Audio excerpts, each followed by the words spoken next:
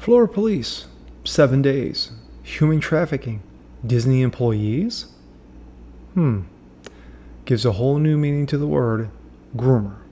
I'm Jasper Gonzo, and this is what's next.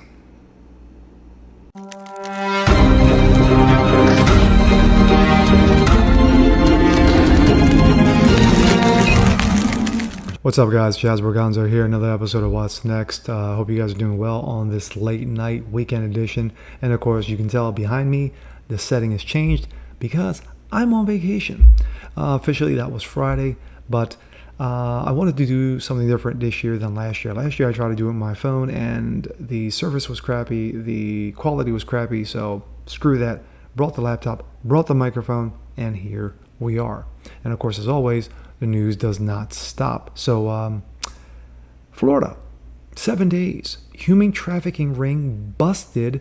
The likes of 160 people got caught, including, wait for it, Disney employees. This coming from the Blaze. Disney employee, corrections officer, deputy police chief, teachers, and 160 arrested in Florida during undercover operations targeting human trafficking. And there are some of those lovely, lovely people right there for you. There were 160 people arrested during an undercover sting targeting human trafficking. A Disney employee, corrections officer, and a former deputy police chief and teachers were among those arrested. The Polk County Sheriff's Office led several law enforcement agencies in an undercover investigation called Operation Fall Hall 2. The 7-day sting operation focused on cracking down on human trafficking crimes. During a press conference about Operation Fall Hall, Polk County Sheriff Grady Judd joked, "Where would we be with an undercover operation and no Disney employees? Oh yes, there will always be Disney employees." Disney bellhop Guillermo Perez, 57, was arrested after trying to have sex with an undercover detective for $80. They're not paying him that well. I mean, it seems like it. According to the Polk County Sheriff's Office, Sammy Claudet, 26, was often contracted by Disney as a photographer, who was also arrested. He reportedly attempted to have sex with an undercover cop and offered her, for payment, a bag of sour Skittles. Wow, they really need to pay these people better. Keith Nieves, 24, was arrested for 2 counts of soliciting a prostitute. Nieves, a correctional officer at Lake County Correctional Institution. Jason DePrima, 49, allegedly gave an undercover detective $180 and a multi-pack of White Claw hard seltzer. Come on, that's White Claw. At the time of his arrest, DePrima was a deputy chief administration for the Carterville Police Department in Georgia. DePrima has since resigned from his office. He is no longer a police officer in Carterville, Georgia, and he needs to work reconstructing his life with his family. He did a very mean and nasty thing to his family and certainly embarrassed all the people of Carterville, Judd told in a news conference. The Carterville Police Department is a very professional police department in Georgia, and they didn't deserve what Jason DePrima did. Carlos Davenport, 36, allegedly attempted to have sex with 2 undercover detectives. Gonzalez, a math teacher at New Dimensions High School in Osceola,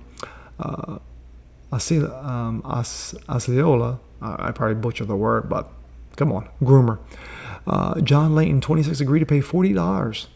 Again, they're not paying these people good enough. I mean, come on. You mean you gotta go for prostitutes? Come on, drop a Benjamin. According to the police, Layton is a non-faculty coach at West Orange High School in Orange County. At the time of his arrest, he was purportedly wearing a school track and field shirt. Again, welcome to Groomerville. Cameron Burke, 43, was charged with soliciting a prostitute. Burke was currently out on bond for lewd and lascivious battery on a 15-year-old student at Oak Ridge High School in Orange County. At the time of his arrest for child abuse, Burke was employed as a computer technician for the school. John Glass, Verona, 61, was arrested for soliciting a prostitute for unprotected sex, according to police.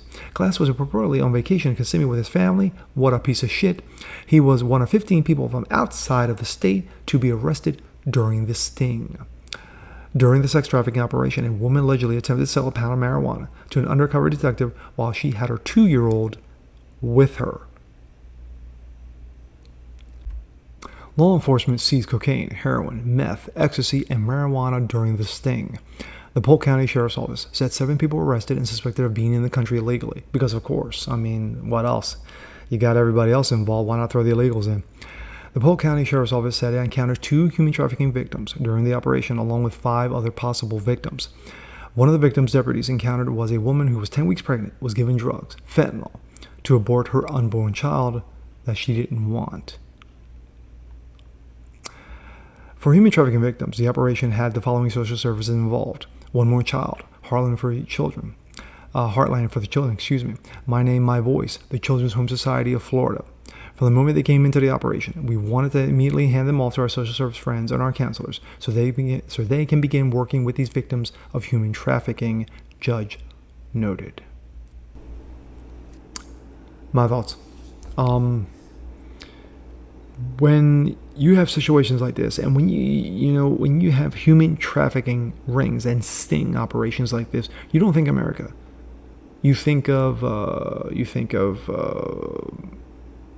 Taiwan, China, Singapore, other Asian countries, Eastern Europe. You don't think of America when shit like this goes down, but sadly, shit like this goes down. And you got to give Florida Police Department tons of credit. And they were phenomenal in this case. From Florida Police Departments, their government agencies, the society agencies, and I'm sure that Ron DeSantis, Governor Macho Man, the Savage himself, was involved in this from day one. So, to you guys. But sadly, there's going to be more of this.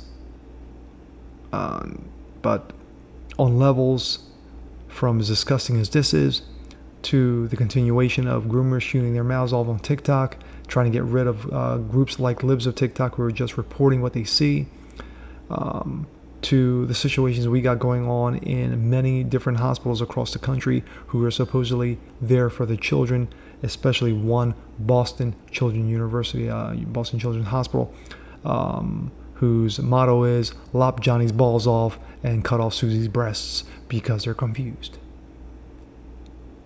This is abhorrent. It's evil. It's demonic on so many levels. But the main thing is you got to keep fighting. You got to keep fighting. You got to have parents continue to stand up. Concerned citizens continue to stand up and say, enough of this shit. This shit stops here and it stops now. But the left sees nothing wrong with it. The media sees nothing wrong with it. Politicians see nothing wrong with this. What's wrong with this picture? And with that being said, I'm Jazz Borganzo. This is What's Next. Want to see more just like this? Please leave a comment below. Like it, share it, subscribe to it. And we'll catch you guys next time. Peace.